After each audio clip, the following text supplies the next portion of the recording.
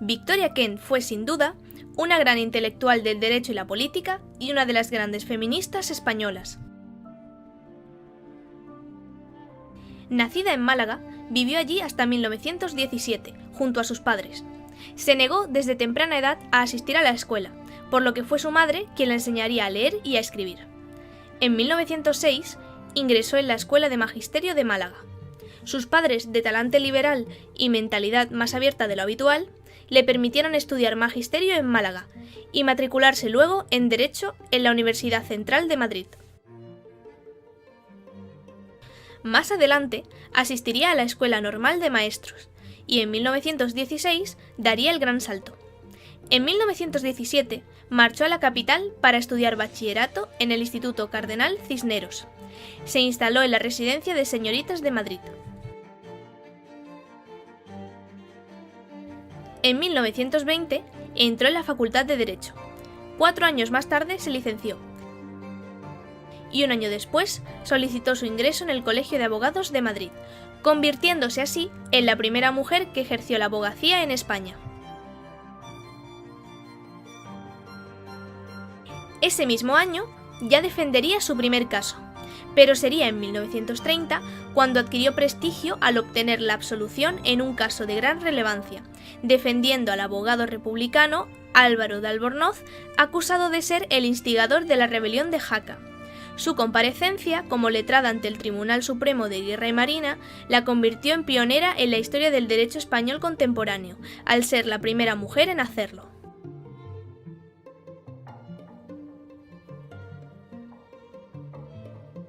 Así, sería la primera mujer en intervenir ante un tribunal de guerra, logrando además la libertad del detenido. Sería elegida en 1931 miembro de la Real Academia de Jurisprudencia y Legislación y en 1933 de la Asociación Internacional de Leyes Penales de Ginebra.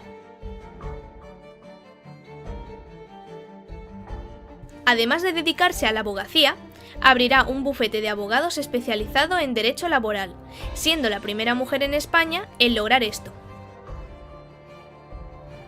En representación del Partido Republicano Radical Socialista, fue elegida diputada en las Cortes Republicanas. Fue nombrada directora general de prisiones en mayo de 1931, cuando ya contaba con 40 años, y ocupó este cargo por más de un año.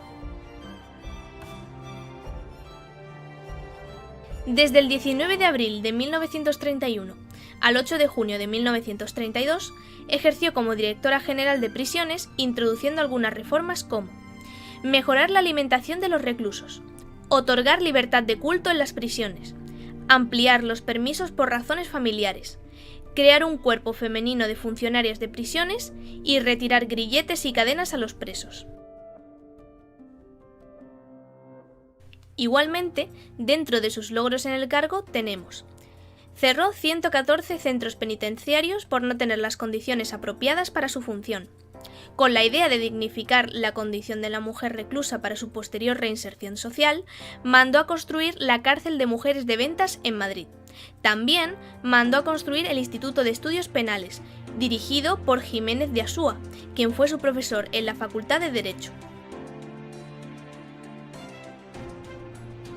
Victoria Kent fue una de las 3 diputadas elegidas en las elecciones de 1931, tras la proclamación de la Segunda República. Ella pertenecía al Partido Republicano Radical Socialista. Las otras 2 eran Margarita Nelken, del PSOE, y Clara Campoamor, del Partido Radical. Uno de los momentos más distinguidos y controvertidos en la vida y obra de Victoria será su oposición al sufragio femenino ante las Cortes Españolas en 1931, cuando se enfrentaría a otra feminista, Clara Campoamor. Su opinión era que la mujer española carecía en aquel momento de la suficiente preparación social y política y que debido a la influencia de la Iglesia, su voto sería conservador y perjudicaría a la República. La opinión de su oponente era, en cambio, que pese al resultado de las urnas, toda mujer debería tener el derecho de votar, pues defendía la igualdad de todos los seres humanos. Ese día, su discurso fue decisivo, y se logró el sufragio universal femenino. Por primera vez en España, las mujeres pudieron ejercer su derecho a acudir a las urnas en las elecciones del 19 de noviembre de 1933. Aunque fue una mujer independiente y ejemplo para muchas, Kent nunca se consideró feminista. A pesar de estar en contra del voto femenino y de tener una definición propia del feminismo, sí que se posicionó a favor de la ley del divorcio. Marchó al exilio en México en el año 1948. Allí trabajó durante 2 años dando clases de Derecho Penal en la universidad. En 1950 marchó a Nueva York, donde colaboró en la sección de Defensa Social y realizó un estudio sobre el pésimo estado de las cárceles de Iberoamérica. Entre 1951 y 1957 fue ministra sin cartera del gobierno de la Segunda República Española desde el exilio. Asimismo, fundó y dirigió la Revista Ibérica, financiada por Louis Crane durante 20 años, desde 1954 hasta 1974, dirigida a todos los exiliados alejados de su patria, como ella.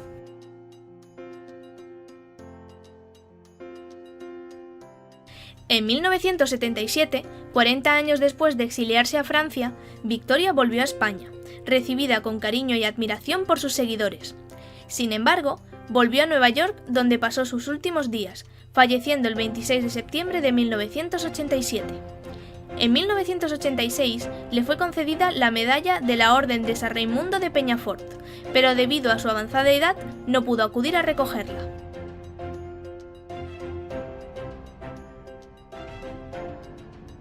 En 2016 se publicó el libro Victoria Kent y Louis Crane en Nueva York, un exilio compartido, en el que la profesora Carmen de la Guardia analiza por primera vez en profundidad la relación intelectual y sentimental entre Kent y la filántropa Louise Crane, basándose en documentación privada.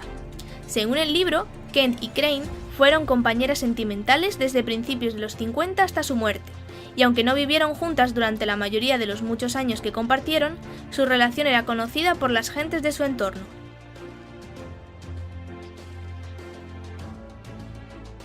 Dentro de las publicaciones de Victoria Kent encontramos una gran variedad de estilos literarios para expresar sus ideas en los diferentes ámbitos donde se desarrolló. Sus libros son los siguientes: 4 años en París. Este libro, publicado en 1947, es su testimonio de lo vivido mientras estuvo escondida en París tras la invasión nazi, huyendo del franquismo y la Gestapo. 4 años de mi vida, publicado en 1978. Y De Madrid a New York. En esta publicación de la editorial Renacimiento se recogen artículos inéditos, los textos de sus conferencias y cartas de Victoria Kent. También escribió ensayos, cartas y textos de conferencias. Uno de los más grandes aportes democráticos de Victoria Kent fue su trabajo mientras se redactaba la Constitución Española de 1931, mejor conocida como la Enmienda de Kent. La colaboración de Victoria Kent incluyó modificaciones importantes, entre las que destacan los cambios en la redacción de los artículos 1, 25.3, 39 y 40.